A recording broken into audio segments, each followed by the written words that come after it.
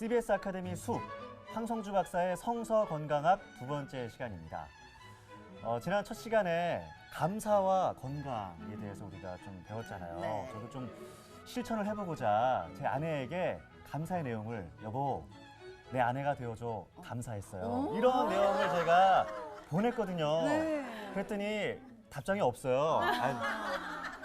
아직은 좀 적응이 안 된 것 같은데 이제 뭐 3일 동안 또 3주 동안 하다 보면은 네. 예, 좀 습관이 되지 않을까 싶은데 두 분은 어떻게 적용을 좀 하셨는지 모르겠어요. 저는 그 박사님께서 그 말씀에 늘 따르며 살아가는 그 감사함을 실천하는 이라는 말씀을 해주셨잖아요. 네. 그래서 성서에 과연 감사라는 단어가 몇 번 나올까를 찾아보니 성경에 다 찾아 네, 일일이 성경에 아니 누가 찾아놓은 거를 이미 찾아놓은 그러니까 거를. 35번 나온대요. 그런데 그 중에서 시편 그 136장에는 무려 26번. 그래서 시편의 136장을 우리가 계속 이게 말씀을 읽고 하다 보면 감사함이 저절로 나올 것 같다는 생각이 들었었어요. 네. 그러네. 지리 씨는 어떠셨나요? 저는 사실 10대 아들이 있는데 요새 약간 사춘기가 오더라고요. 벌써. 그래서 제가 예. 고마워라고 얘기를 했더니 음. 사춘기가 살짝씩 잦아드는 것 같아요. 그런데 그런데 이제 한 지 얼마 안 돼서 그러니까요. 아직 계속해서. 333 법칙 예. 한번 적용해 보겠습니다. 그래요. 알겠습니다. 네. 지금 첫 번째 강연으로도 참 많은 그 반향이 있는데요. 오늘 두 번째 강연 참 기대가 됩니다. 우리 황 박사님 박수로 모시겠습니다.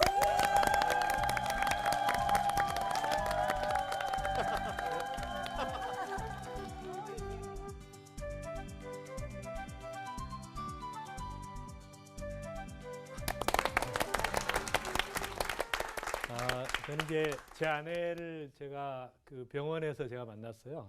영화의 한 장면처럼 이렇게 만나서 이제 첫눈에 반해가지고 이제 결혼을 했는데, 그래서 제가 사실은 6개월 동안 그 인생에서 가장 바쁠 때 하루도 빼지 않고 만났어요. 와. 그래서 제가 시간이 없다는 말은 거짓말이다. 맞아요. 아니, 그래서 어떤 점이 좀 그렇게 마음에 드셨어요? 너무 네. 궁금해요. 어쨌든 뭐 나중에 보시면. 그래서 이제 첫눈에 반해서 결혼을 했는데, 딱 결혼해 보니까 이 첫눈에 반한다는 것이 얼마나 그 비극적인 결과를 가져오는가. 왜 그래? 그래서 각 제 아내에 대한 환상이 이렇게 깨지는 거예요. 살다 보니까 이제 제 아내의 그 연약함이 드러나고, 그러다 보니까 이제 점점 그 제가 굉장히 그 부담이 되더라고요, 제 아내가. 그래서 이제 저 교수님, 예. 사모님뿐만 아니라 모든 여자들이 결혼하고 나면 다 인정하시죠.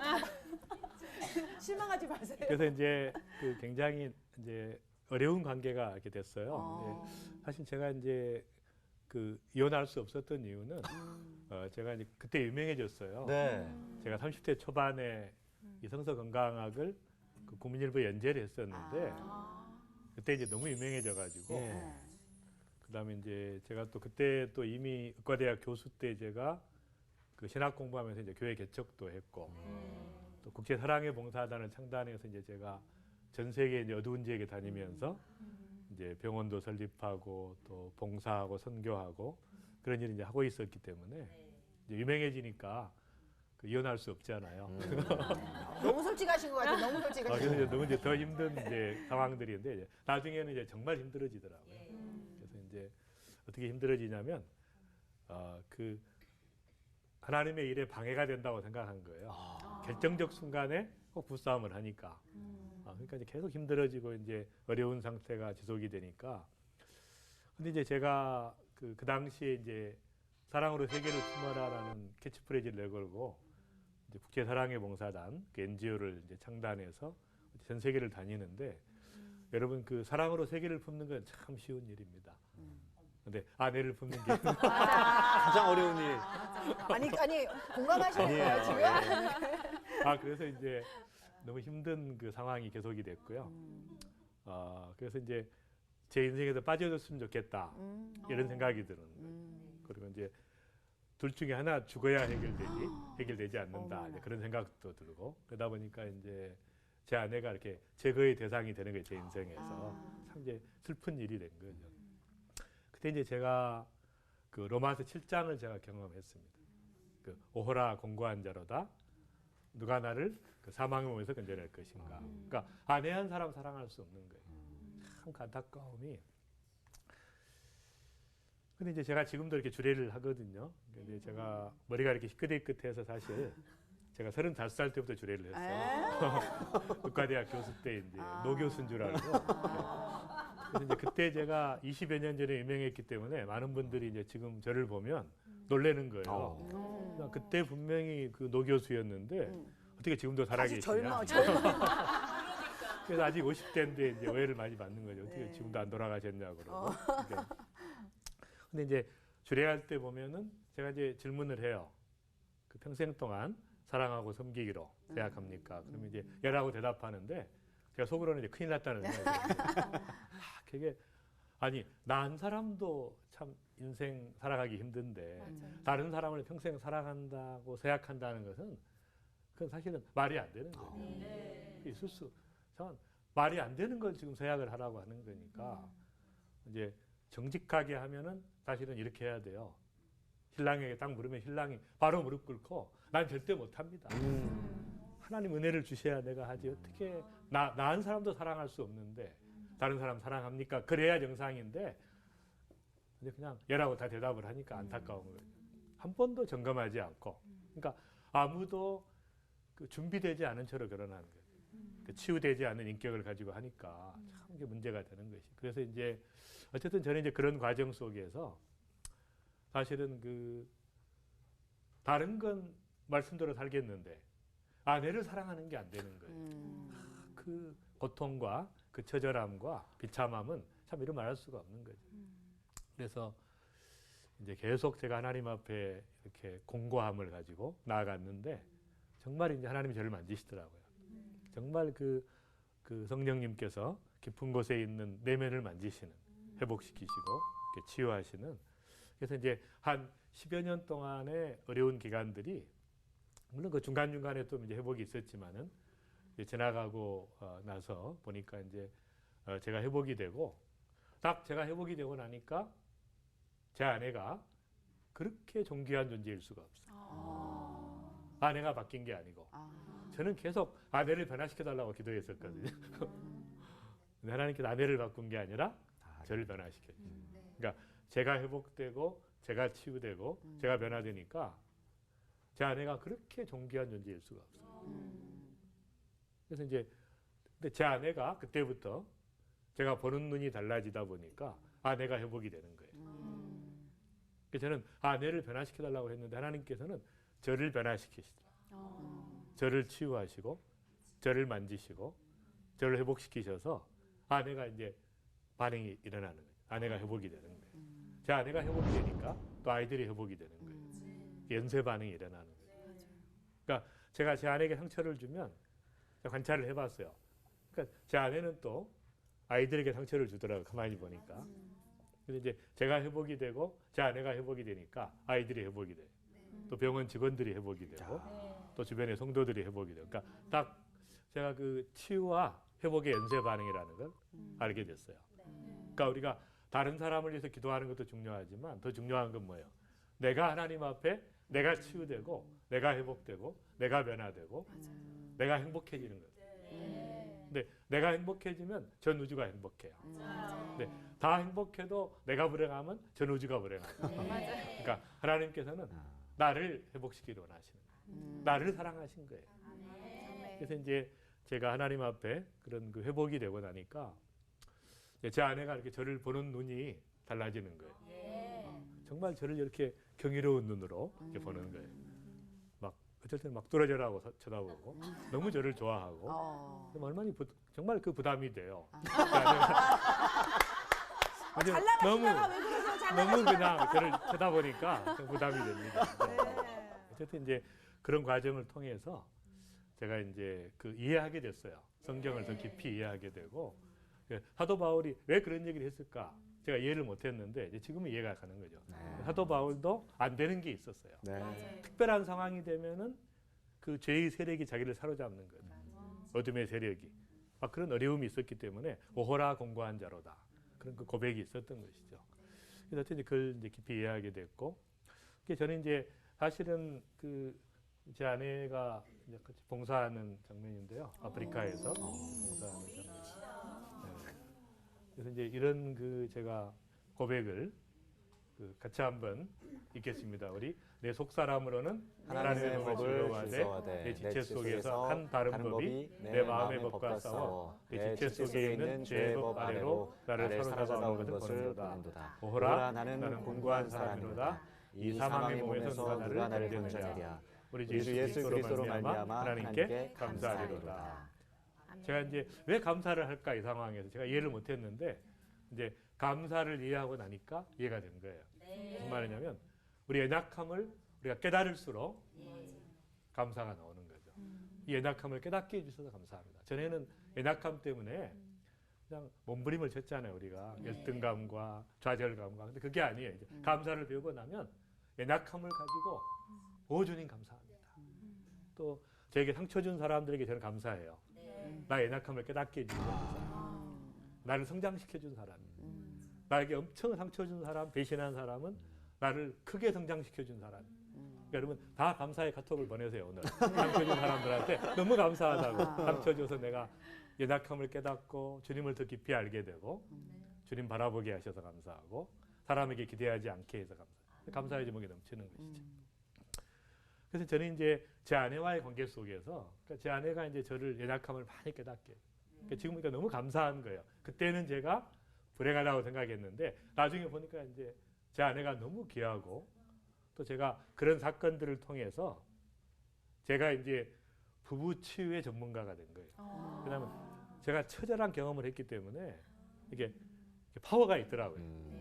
집회를 해보면 세미나를 해보면 그러니까 경험했던 사람이 이야기하기 때문에 이론이 아니죠. 내공이라고 하죠. 네. 그걸 그러니까 내공. 가슴에서 나오는 예. 또 체험에서 나오는 그래서 이제 제 아내에게 더 감사하게 된 거예요. 저는 이제 원래 그 결혼을 두 사람이 하는 줄 알았어요. 근데 결혼을 해보니까 둘이 하는 게 아니라 그 네 사람이 결혼한 거였어요. 그러니까 저와 제 아내만 결혼한 게 아니라 제 아내 속에 상처받은 소녀가 있었어요. 제가 몰랐습니다. 저는 제 아내는 사랑할 수 있지만 상처받은 소녀를 사랑할 수 없으니까 부딪히면 제가 상처를 받게 돼요. 또 제 아내도 제 속에 분노하는 소년이 있었어요. 저도 몰랐습니다. 저는 결혼하기 전까지 한 번도 화를 낸 적이 없었어요. 왜냐면 제 아버지의 그 강압적인 속에서 자기 표현을 못했고. 근데 딱 결혼하고 나니까 제 아내에게 제가 소리 지르고 있는 제 자신을 제가 충격을 받은 거죠. 말도 안 되는 거예요. 그래서 이제 그 제 아내와의 관계 속에서 저는 그 숨겨져 있는 분노하는 아이가 있다는 것을 제가 알게 된 것이죠.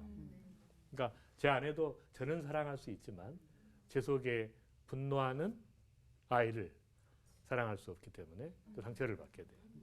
그다음에 이제 이 두 아이가 부딪히면 부부싸움을 하게 돼요. 그렇지. 네. 두 아이 내면의 아이들이. 그렇지. 그러니까 부부싸움 할 때 보면 믿어지지가 않아요.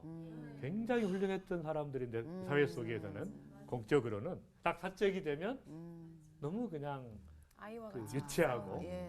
정말 이렇게 내가 형편없는 존재인가 탄식을 하게 되는 거예요. 예. 그래서 이제 이런 내면의 아이들이 회복돼가는 과정을 제가 이제 겪으면서 이제 제 아내와의 관계도 회복이 되는 거예요. 그래서 이것을 이제 그 내적 아이라고 심리학에서는 이야기하고 성경에서는 옛사람이라고 이야기해요.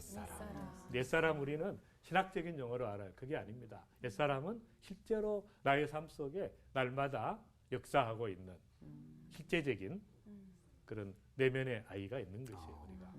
그래서 이제 그런 그 아이들을 이제 그 성숙시키는 거죠. 회복시키고 또 아이들의 그 방법과 이런 걸 버려버리고 성숙한 자세로 나가는 것이 이제 우리가 그 영성이 회복되는 것인데 제가 이제 그 25주년 때 제 아내하고 사진을 하나 찍었는데 너무 아름다우시죠. 그래서 이제 여기 시에 제가 이제 시집을 하나 냈어요.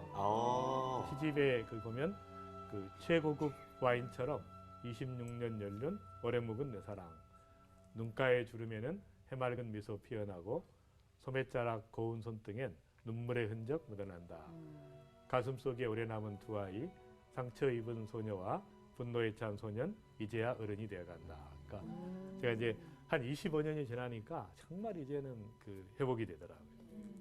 아직도 연약함이 있지만 그러나 어쨌든 그런 과정을 통해서 정말 하나님께 저를 만지시는 것들을 이제 경험을 제가 하게 됐습니다.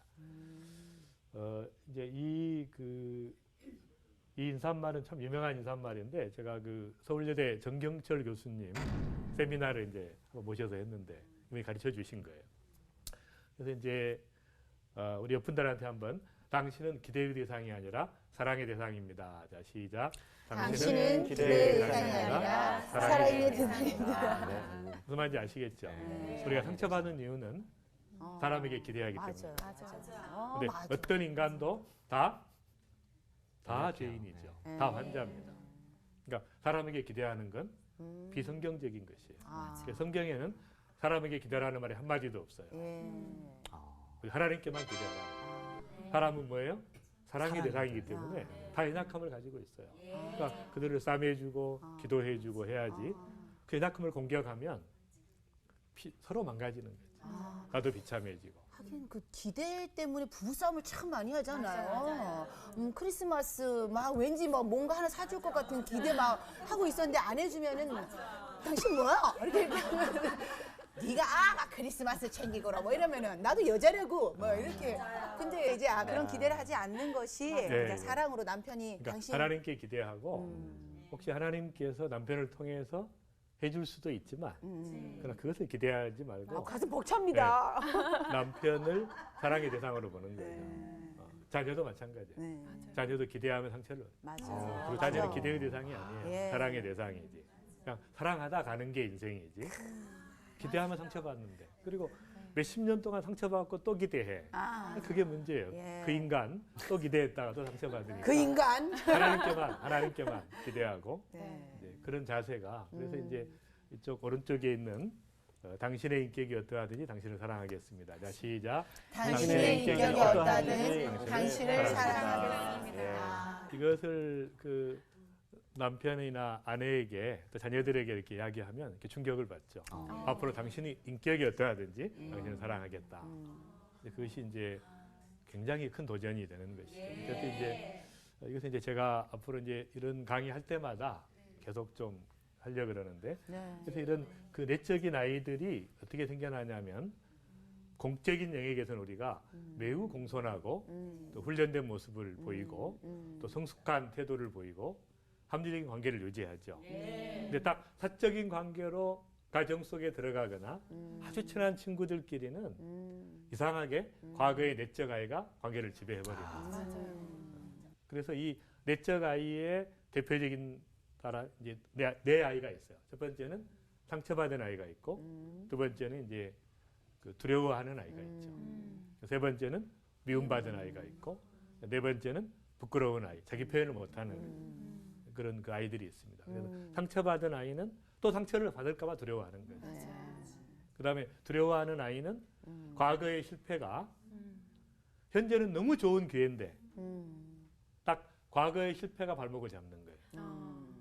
그런 어려움이 있고, 그다음에 이제 미움받은 아이는 열등감 속에 살아가게 되고, 또 부끄러운 아이는 자기 표현을 못하고 계속 그냥 위장된 인생을 살죠. 착한 아이 행세를 하면서.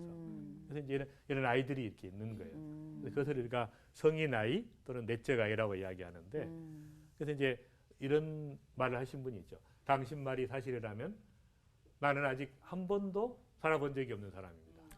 그러니까 내가 산 것이 아니라 절대는 내 속에 부끄러워하는 아이가 있고 상처받은 아이가 살고 막 화내는 아이가 있고 그러지 나라고 하는 진짜 존재는 한 번도 살아본 적이 없다는 거예요. 계속 그런 그 아이들이 몸부림치는 아우성치는 그런 인생을 살았다는 것이죠.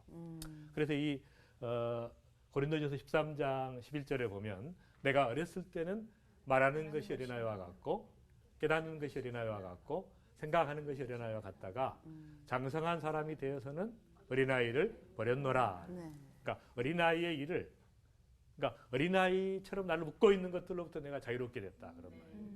그래서 이 카타르케오라고 하는 단어인데 이 헬라 말로 버렸노라라고 하는 단어는 내어버리다, 작동을 중지시키다, 멈추게 하다, 의미를 제거하다, 묶고 있는 것으로부터 풀어내다, 위력이 상실됐다. 그러니까 나를 어린아이처럼 묶고 있는 것으로부터 자유로운 것이 우리가 사랑의 삶이라는 거예요. 성숙한 삶이라고 하는 것은 정말 주님을 닮아가는 삶은 어린아이처럼 반응하는 나를 버리는 것이에요. 그래서 이제 그런 것이 근데 왜 이런 어린아이가 생길까? 이게 중요한 것이죠. 어린아이가 생기는 이유가 있어요.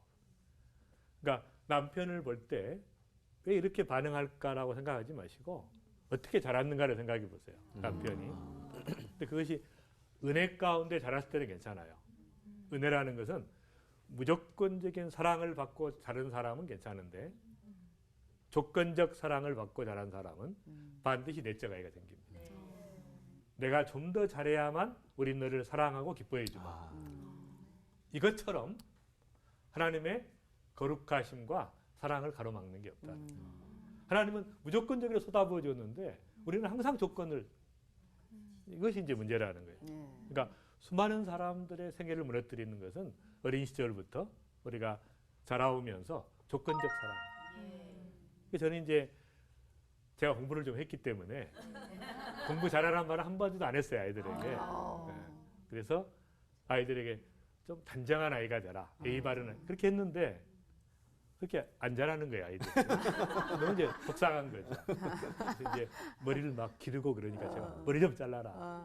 근데 머리를 자를 때는 제가 사랑스러운 눈으로 보지만 딱 안 자르면 약간 이렇게 째려보는 거죠. 그 아이가 뭘 느끼죠? 아, 나는 아빠의 요구대로 할 때는 가치 있는 존재이지만 그렇지 않을 때는 나는 가치 없는 존재구나. 딱 이 메시지가 들어가는 거예요.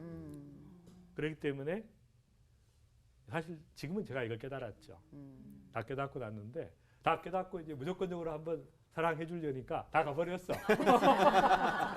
다 공부하러 가고 뭐 없어요 주변에. 그래서 이제 가끔 오면 제가 막 쏟아붓습니다. 무조건적으로 사랑을. 그래서 이런 그 절대적 사랑이 아니라 조건적 사랑으로 아이를 키우기 때문에 이것이 이제 인생 전반을 억누르는 억눌림과 기억의 묶음, 컴플렉스라 그러죠. 계속 남아있는 게 자기를 묶고 있는 것이에요. 억누르고 있는 것이에요.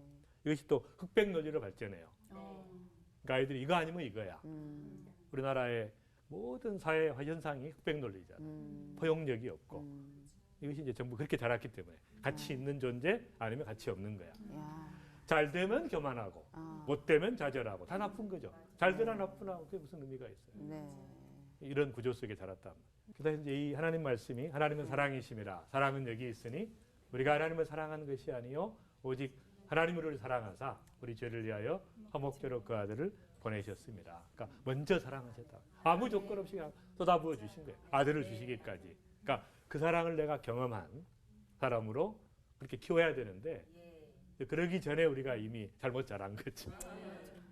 그래서 이제 우리가 하나님의 사랑을 경험함으로써 그것이 이제 그 치유가 되는 거예요. 그래서 하나님께서 내가 너를 구속하였고 내가 너를 지명하여 불러나니 너는 내 것이라.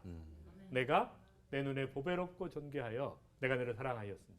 그래서 너는 내 것이라고 그냥 붙잡아 주시는 무조건 쏟아부어 주시는 그 하나님의 사랑을 경험하면 과거에 이런 아이들이 이제 회복이 되는 것이죠. 깊이 경험하는 것이 중요합니다. 우리가 이제 태어났을 때 우리에게 이제 신체적으로 또 정신적으로 또 사회적으로 영적으로 필요한 양분들이 있어요. 근데 그 양분들이 있는데 그것을 체험받지 못했거나 그렇지 않으면 이쪽에는 거부, 회피, 조롱, 부당한 대우, 일관성 없는 지시, 지나친 규율, 잔인함, 강압 이런 걸 통해서 있는 것이 그나마 있는 것까지 망가진 것이죠. 그러니까 체험받지 못한 것과 망가진 것 이것 때문에 이제 내적인 아이들이 형성이 되는 것이죠. 근데 그 내적 아이들이 꽁꽁 숨어 있다가 딱 결정적 순간에 나타나서 우리를 힘들게 하는 거예요.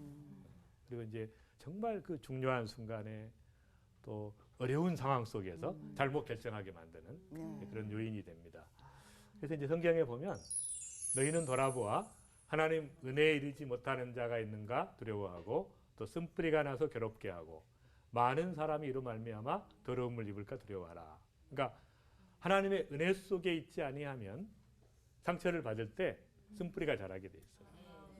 근데 그 쓴뿌리가 자라면 나만 괴로운 게 아니라 수많은 사람들을 무너뜨립니다. 더 중요한 것은 뭐냐면 쓴뿌리가 자라면 내가 변화될 필요가 없어요. 누구 때문이니까 그 인간 때문이라고 생각하는 거예요. 탓을 돌려버리는 네, 그러니까 상처받는 건 죄가 아니에요. 근데 상처받은 다음에 잘못 반응한 건 죄죠. 내가 상처를 받았지만 하나님의 은혜를 받고 더 그를 사랑해주고 품어주고 기도해줘야 되는데 그게 안 되는 거잖아요. 딱 부부관계도 어느 날 상처받고 나면 서로 말도 안 하고 지낸다고. 그러니까 이런 관계 속에서 숨뿌리가 잘하는 거예요. 항상 저 인간 탓이에요. 내 탓이 아니라. 그러니까 은혜 받을 기회가 없는 거야. 그래서 내가 회개할 필요 없어요. 숨뿌리처럼 편리한 게 없습니다. 그러네. 내가 회개할 필요 없고 네. 내가 변화될 필요 없어. 지가 바뀌어야 되는데.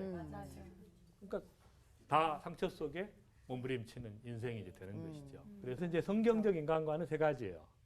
하나님의 형상대로 우리가 너무너무 존귀한 존재입니다. 그런데 우리도 다 죄인이죠. 다 가해자야. 세 번째는 또 누군가의 희생자예요. 그러니까 모든 사람은 굉장히 존중받아야 돼. 하나님의 형상이기 때문에. 두 번째는 다 회개해야 돼. 변화받아야 돼. 세 번째는 다 치유가 필요한 거예요. 모든 사람은 다 피해자예요. 그래서 이제 이런 영역에서 우리가 이제 치유가 필요한 거죠. 그러니까 우리가 사람을 생각할 때 중요한 것은 그 정상인으로 보기 때문에 상처를 받습니다. 그러니까 밖에 갔다 돌아온 남편이 화를 내면 오늘은 환자구나 이렇게 생각하면 우리가 누군가 상처받고 돌아온 거예요. 근데 거기다 또 화를 내면 같이 더 망가지고 나도 힘들어지는 거예요.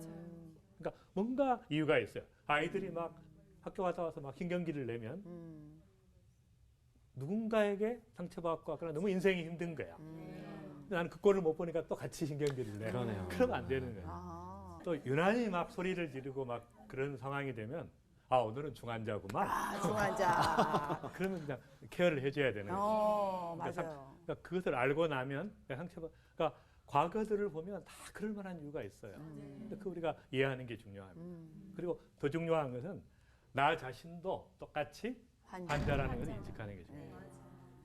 그러니까 여러분들이 어려움을 겪고 또 있는 것은 그 자책할 일이 아니에요. 그러니까 자책을 많이 하는 사람들이 요즘에 되게 자가 면역 질환에 잘 걸려요. 자가 면역 질환, 알러지도 그렇고 류마티스도 그렇고 자기가 자기를 공격하는 거예요. 베치에스병이라든지. 그러니까 이런 것들이 그러니까 자기를 자책할 것이 아니라 나도 환자구나. 내가 정말 하나님의 은혜가 필요하구나 해서 하나님의 은혜 앞에 나아가면 되는데 많은 분들이 그렇지 않고 이제 혼자 그냥 입을 뒤집어 쓰고 이렇게 이제 자책을 하게 되면 곤란하다. 그래서 이제 치유의 제일 중요한 원칙은 내가 환자라는 사실을 인식하는 거예요. 그러니까 많은 사람들이 내가 환자라는 걸 인식하지 않고 저 사람만 이렇게 타요. 그래서 정말 정직하게 나도 하나님 앞에 치유받아야 될 존재라는 사실을 인정하면 모든 관계들이 회복이 됩니다. 그래서 이제 되게 이렇게 성격을 보면 약간 우울한 기질들이 있어요. 집에만 그다음에 가면 이제 우울해져요. 환자가 아니라 약간 우울한 기질이 있고 반대의 기질이 있어요. 조증이라고 약간 이렇게 너무 좋아하는 그런 기질이 있고 세 번째는 이제 조울증 기질이 있죠. 약간 좋았다가 조금만 있으면 이제 이렇게 기복이 심한 반드시 손을 드셔야 됩니다. 자기가 약간 우울질적인 성격이 있다. 여기 오신 분들은 그런 분은 없어요. 그러니까 성격이 세 개 중에 하나는 셋 중에 하나를 셋 선택을 중에 하셔야 하나는. 되는데 약간 우울하신 분하고는 들어오죠. 그다음 두 번째 약간 나는 좀 약간 조증 쪽이 있다. 방방 뜬다. 너무 좋아하고 이렇게. 그것도 아니고. 그다음에 이제 세 번째 조울증. 올랐다 내렸다 올랐다 내렸다 올랐다. 손 안 드신 분들은 네. 손 안 드신 분들은 정말 사실 심각한 분들. 내가 어디에 속해 있는가 모르기 때문에 심각한 분들이에요. 그래서 이제 그 정신과 의사들이 그 조증과 조울증을 치료하려면 1단계로 아주 우울한 약을 줍니다. 그러니까 우울증 환자가 제일 치료가 잘 돼요.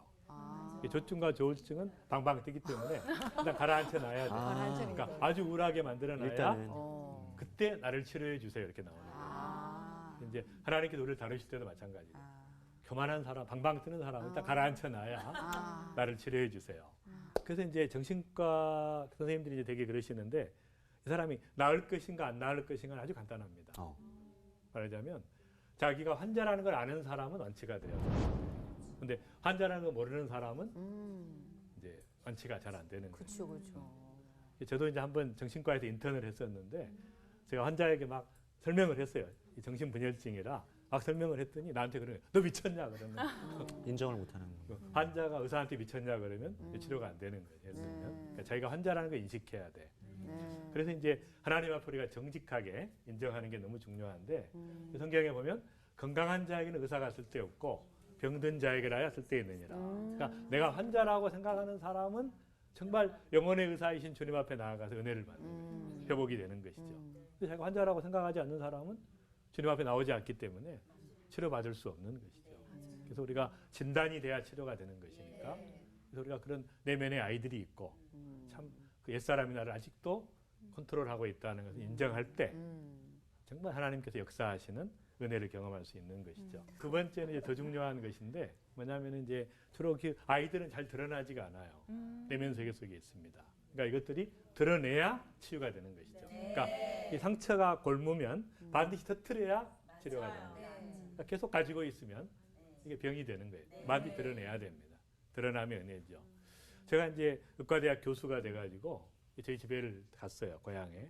근데 이제 그때도 아버지가 70이 다 되셨는데 어머니를 막 때리려고 달려드시는 거예요. 그래서 제가 힘으로는 아버지를 이길 수 있는데 아버지가 소리를 지르니까 제가 꼼짝 못하는 거예요. 그러니까 제 자아가 5살 때 상처받았던 그 무기력한 아이로 돌아간 거예요.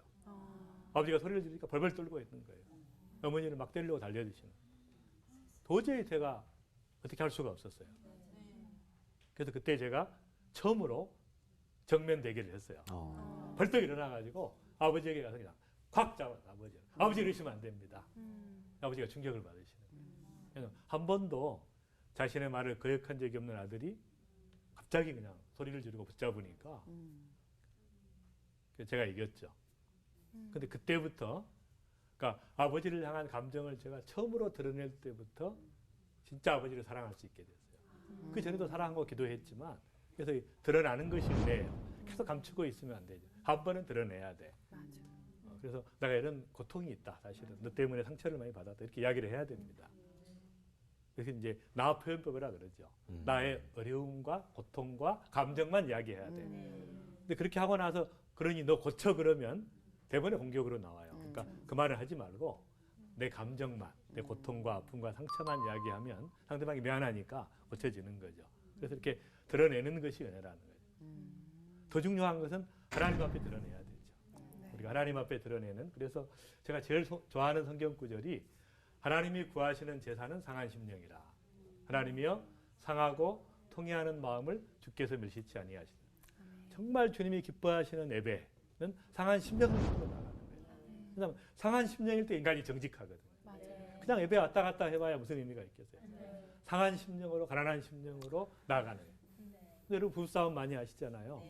그때마다 상한 심령으로 나가니까 얼마나 감사한지 몰라요. 상한 심령의 예배를 드려요. 아이들이 말을 안 들어. 또 그 자리에서 상한 심령의 예배를 드리는 거예요. 하나님 나를 긍휼히 여겨주옵소서.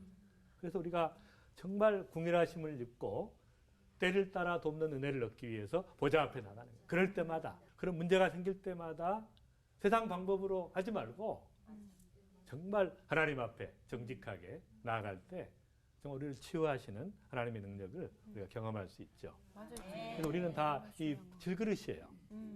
근데 이 질그릇이 딱 깨지면 능력의 힘이 큰 것 바로 그리스도께서 드러나시는 거예요. 그러니까 우리는 이 질그릇이 안 깨지기를 바라지만 계속 실제로는 깨지고 있잖아요.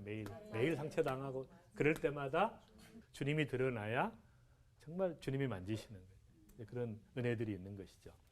그래서 이 이자크 펄만이라고 하는 분이 이제 유명한 세계적인 그 바이올리니스트예요. 근데 이분이 이제 한 번은 링컨 센터에서 공연을 하게 될 때 이분이 사실 이제 소아마비 그 4살 때 알았고 이제 그 아버지가 재능이 있다는 걸 알고 이스라엘에서 미국으로 줄리아드 음대를 보내서 19살 때 이제 국제 콩쿠르에서 우승을 했죠.